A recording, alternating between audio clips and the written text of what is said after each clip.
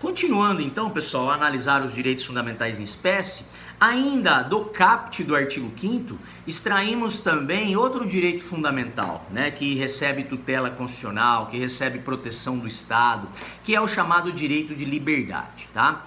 A liberdade, pessoal, nada mais é do que aquela possibilidade de escolher entre duas ou mais alternativas de acordo com a própria vontade do indivíduo, sem sofrer qualquer pressão, sem sofrer qualquer coação, né? Sem ter que optar, né, em razão de ser forçado a isso. Tá? Então a liberdade ela pressupõe, né, essa possibilidade de escolher entre duas ou mais hipóteses, entre duas ou mais alternativas, de acordo com a sua livre vontade, de acordo com a sua própria vontade, ok? E para que a pessoa seja considerada livre, é indispensável que os outros respeitem a sua liberdade, né? Que a sociedade respeite a liberdade do indivíduo, que o Estado respeite a sociedade do indivíduo, tá?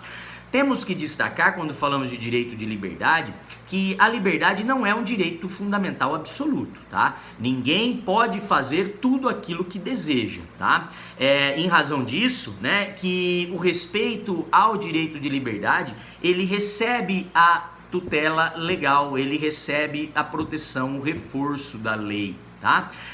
Ou seja, em outras palavras, né, o homem ele age de acordo com a sua vontade, ele age de acordo com a sua liberdade de escolha, de decisão, porém ele está condicionado ao meio social em que vive, tá? Então, quando falamos que recebe o reforço da lei, significa que o indivíduo ele é livre para fazer tudo aquilo que a lei não proíbe, tá? Ou seja, a lei ela condiciona o exercício dessa liberdade no meio social, na vida em sociedade. Então nós podemos fazer aquilo que a lei não proíbe, certo? Isso se dá por força do chamado princípio da legalidade, né, pessoal? Apenas as leis podem limitar a nossa liberdade individual, o nosso direito fundamental à liberdade, né? Isso está no inciso 2 do artigo 5º da Constituição Federal, o chamado princípio da legalidade, né? Que vai orientar o nosso direito fundamental à liberdade.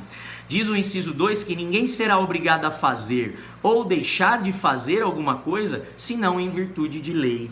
Tá? Então esse é o chamado princípio da legalidade, né? Ninguém está obrigado a fazer ou deixar de fazer, senão em razão da lei, senão em virtude de lei, tá? Então temos liberdade, né? Podemos exercer a nossa liberdade de escolha sem intromissões, né? Sem coação, porém o exercício dessa liberdade está condicionado ao respeito à lei, né? Porque a lei, o exercício dessa liberdade, ele está condicionado ao meio social em que vivemos. Nós podemos fazer tudo aquilo que a lei não proíbe, tudo aquilo que a lei permite, ok? Ou seja, aquilo que a lei não veda, nós temos permissão, né? Em outras palavras. Quando falamos do direito de liberdade, pessoal, nós temos que mencionar que existem diversas formas de concretização da liberdade dentro do Estado brasileiro, tá? Nós vamos falar várias delas agora. A primeira delas, o primeiro direito de liberdade, que também recebe a proteção constitucional, é a liberdade de manifestação de pensamento. Tá? Como diz o inciso 4 da Constituição, do artigo 5º da Constituição Federal, é livre a manifestação do pensamento, sendo vedado o anonimato, tá? Em outras palavras, né, o pensamento é algo que pertence ao próprio indivíduo, é algo do seu foro íntimo, tá? Então nós temos, quando falamos de foro íntimo, nós temos liberdade absoluta sobre o nosso pensamento enquanto ele se mantém no foro íntimo, enquanto ele não for exteriorizado, ele não estiver então diante do meio social, né? Exteriorizado no meio social. Ok? Então, é um direito absoluto quando se mantém o meu pensamento no meu foro íntimo. Eu não falei nada para ninguém, eu penso aquilo, mas não exteriorizei aquilo, tá? Então, até aí eu tenho proteção total com relação a esse direito. Na verdade, acaba sendo uma proteção em caráter absoluto. Agora, o Estado, ele vai tutelar a manifestação do meu pensamento quando ele é exteriorizado. Ou seja, a partir do momento que eu manifesto o meu pensamento, que eu exteriorizo o meu pensamento, né, passa a incidir a tutela constitucional. Ou seja, o pensamento é livre, mas a manifestação desse pensamento, a exteriorização desse pensamento no meio social, ela não pode ser feita de maneira anônima, tá? O anonimato, ele acobertaria abusos quanto ao meu direito de manifestação de pensamento. E isso, então, tornaria impossível de haver punição com relação a esses abusos, tá? Então, o anonimato, ele é vedado, não se admite o anonimato quanto à manifestação do pensamento, justamente para permitir a punição, para ser passível de punição por parte do Estado, quando no exercício desse meu direito fundamental de liberdade eu acabo cometendo um abuso, um excesso, que vai ofender o direito de outras pessoas, ok? A Constituição, então, né, pessoal, ela assegura a liberdade de pensamento, mas as pessoas, elas estão obrigadas a assumir a responsabilidade por aquilo que exteriorizam, por aquele pensamento exteriorizado, manifestado no seio social. Ninguém pode fugir da responsabilidade pela manifestação de um pensamento, pelo pensamento exteriorizado, se escondendo, se acobertando sobre o manto do anonimato, né? O Estado, ele não vai tolerar, então, o uso abusivo, o exercício abusivo desse meu direito fundamental, em detrimento do direito fundamental de outras pessoas, como o direito à proteção à honra, o direito à proteção à moral, à imagem das pessoas, tá? Então, o Estado, ele garante o meu direito fundamental.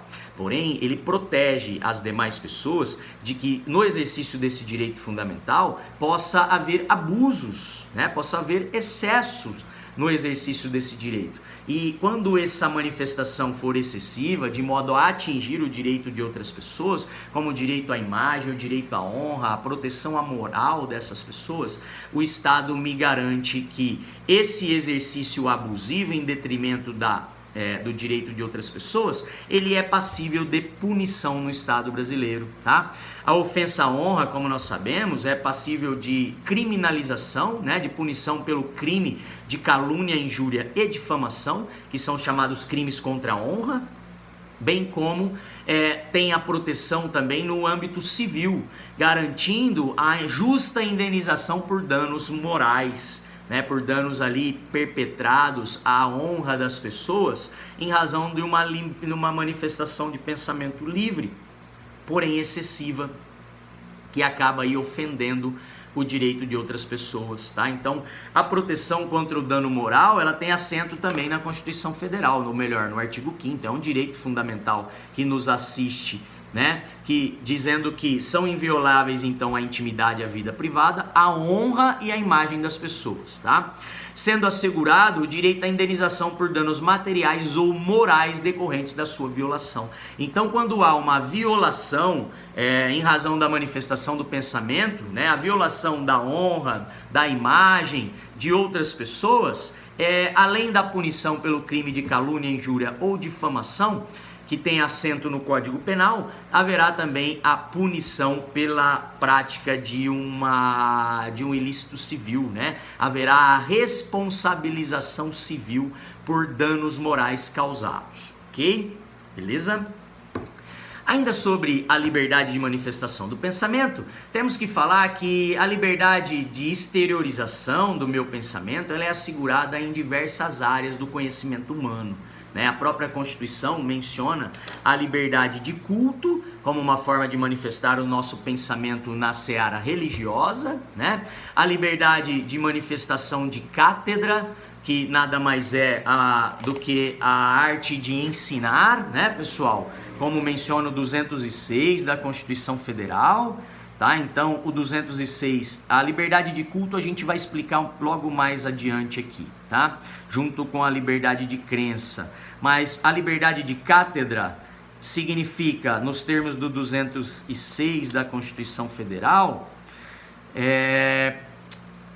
liberdade de aprender, a minha liberdade de ensinar, a minha liberdade de pesquisar, a liberdade de divulgar o pensamento, a arte e o saber, tá? Então, o Estado me garante aqui como professor a liberdade de cátedra, né? Não há uma intromissão, com relação ao modo de ensinar, né? A mesma forma, vocês, né? Vocês têm a liberdade nesse aspecto do pensamento, no que diz respeito à liberdade de aprender, a liberdade de pesquisar, sem qualquer intromissão estatal, tá? Então nada mais é do que uma forma, né, de aprendizado, de busca, né, de aprendizado por meio do exercício da liberdade de pensamento, né, por meio da exteriorização dessa minha liberdade de pensamento na área educacional, aqui na área do ensino, como menciona o 206 da Constituição Federal, tá?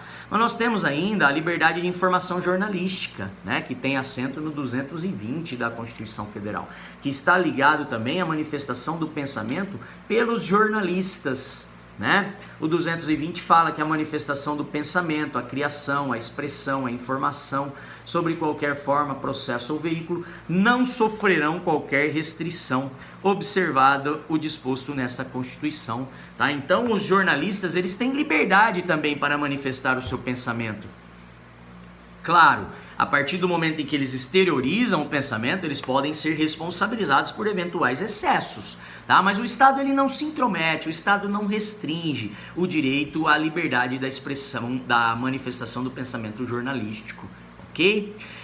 Através da liberdade de pensamento é que decorre o chamado direito de opinião, né, pessoal? Essa nossa possibilidade de ter uma opinião própria, de poder exprimir, de poder emitir juízos de valor sobre fatos que acontecem na vida social, sobre fatos que ocorrem, que são naturais da vida em sociedade, tá? Então, através da liberdade de pensamento é que eu tenho o chamado direito de opinião ou direito de manifestação do pensamento, tá? Lembrando que não é um direito absoluto. A partir do momento em que eu emito a minha opinião, eu não posso me acobertar sobre o manto do anonimato, né? E uma vez emitida e identificada a autoria daquele pensamento, daquela opinião exteriorizada sobre fatos, sobre questões ali da vida social, eu vou poder então responder por eventuais excessos no exercício do meu direito de opinião, no exercício do meu direito de liberdade de pensamento. Ok? Beleza? Então encerro mais esse vídeo e volto no outro vídeo para falar de outra forma de exercício da liberdade, que é a liberdade de expressão. Beleza? Até o próximo.